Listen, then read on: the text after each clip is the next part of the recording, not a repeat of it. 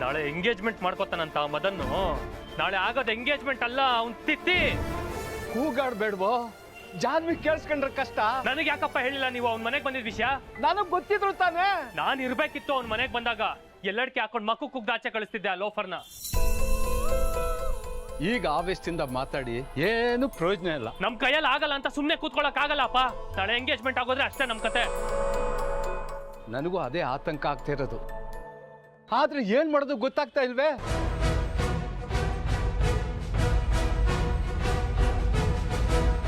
ಅಪ್ಪ, ನಾಳೆ ಎಂಗೇಜ್ಮೆಂಟ್ ತಪ್ಸಕ್ಕಿರೋದು ಒಂದೇ ದಾರಿ. ಏನು? ಈ ಚಾಕುಲಿ ನನ್ನನ್ನು ನಾನು ಚುಚ್ಕೋತೀನಿ, ಹಾಸ್ಪಿಟ್ಲಿಗೆ ಸೇರಿಸಿ. ನನಗೆ ಈ ಥರ ಆಗಿದೆ ಅಂದ್ರೆ ನಾಳೆ ಖಂಡಿತ ಎಂಗೇಜ್ಮೆಂಟ್ ನಡೆಯಲ್ಲ. ನಿನ್ಗೇನ್ ತಲೆ ಕೆಟ್ಟಿದೆಯೇನೋ?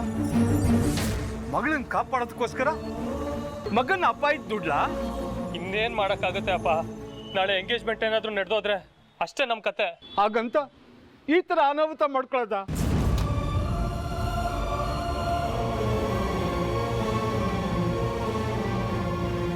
ಈ ಮನೆಗೆ ದಿಕ್ಕು ಅಂತ ಇರೋದು ನೀನು. ನೀನೇ ಈ ತರ ದುಡುಕಿದ್ರಿ ಹಾಗೋ?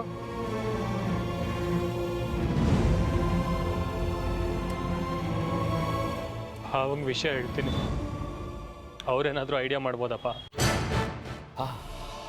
ಕರೆಕ್ಟು, ಹಾಗೆ ಮಾಡು.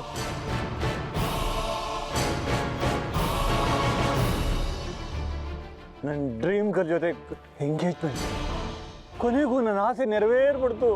ಮದನವ್ರೆ, ಜಾನ್ವಿ ಶ್ರೀನಿಧಿಗೆ ಮದುವೆ ಆಗಿ 1 ವರ್ಷ ಆಯ್ತು, ಇನ್ನೂ ಡ್ರೀಮ್ ಗರ್ಲ್ ಅಂತಿದ್ದೀರಲ್ರಿ. ಕನಸಿನಲ್ಲೂ ಸೆಕೆಂಡ್ ಹ್ಯಾಂಡ್ ಬಗ್ಗೆನೇ ಕನಸು ಕಾಣಿಸ್ತಿದ್ದೀರಲ್ಲ, ಏನು ಹೇಳಬೇಕು ನಿಮಗೆ? ಏ ಮುಚ್ಚಯ್ಯ ಬಾಯಿ! ಚಿಕ್ಕ ವಯಸ್ಸಿನ ಹುಡುಗಿನ ಮದುವೆ ಆಗ್ತಾ ಇದ್ದೀನಿ ಅಂತ ನಿನ್ಗೆ ಹೊಟ್ಟೆ ಕಿಚ್ಚು. ನಿನ್ ಧೈರ್ಯ ಇದ್ರೆ ಜಾನ್ವಿ ಎಷ್ಟು ವಯಸ್ಸಿನ ಹುಡುಗಿನ ಜೊತೆ ಮಾತಾಡ್ಸೋ ನೋಡೋಣ. ಎಲ್ಲ ನೀವು ಅಂದ್ಕೊಂಡಾಗೆ ನಡೀತಾ ಇದೆ ಅಂತ ಬಲೂನ್ ಥರ ಊದಬೇಡಿ.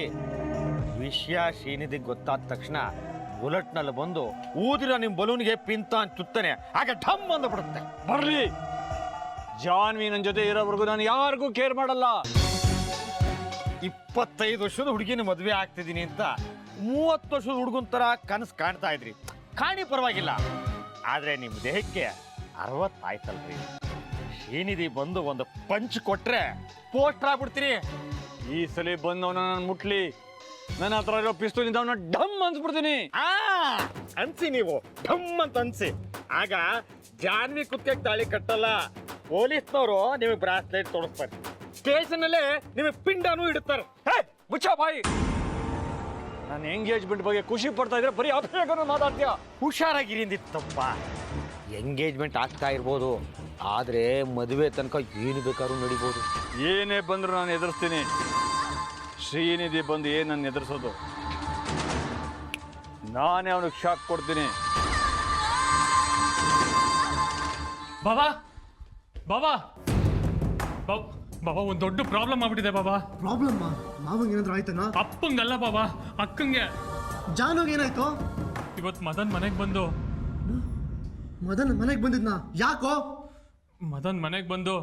ಅದು ನಾನು ಹೇಳ್ತೀನಿ ಮಿಸ್ಟರ್ ಶ್ರೀ. ಮದನ್ ಮನೆಗೆ ಬಂದು ನಮ್ಮ ಅಕ್ಕನ ಜೊತೆ ಎಂಗೇಜ್ಮೆಂಟ್ ಡೇಟ್ ಫಿಕ್ಸ್ ಮಾಡಿದ್ದಾರೆ ಅಂತ ಹೇಳೋದಕ್ಕೆ ಯಾಕೆ ಇಷ್ಟು ಕಷ್ಟಪಡ್ತೀವೋ ಬಾಮೈದ?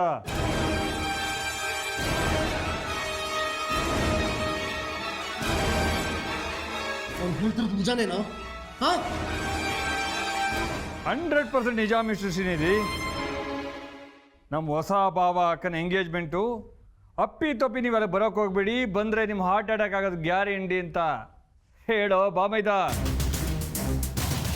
ಆಶ್ವೀಜ ಮಾಸದ ಮಿಥುನ ಲಗ್ನದಲ್ಲಿ ಬಲಮುರಿ ಗಣಪತಿ ದೇವಸ್ಥಾನದಲ್ಲಿ ಈ ಮದನ್ ಕುಮಾರ್ ಸನ್ ಆಫ್ ಗೋವಿಂದಪ್ಪನ ನಿಶ್ಚಿತಾರ್ಥ ನಿಮ್ಮ ಮಾಜಿ ಹೆಂಡತಿ ಜೊತೆ. ಭರ್ಜರಿ ಊಟ ಇರುತ್ತೆ, ಕುಟುಂಬ ಸಮೇತರಾಗಿ ಬಂದು ತಿಂದು ಹೋಗ್ಬೋದು.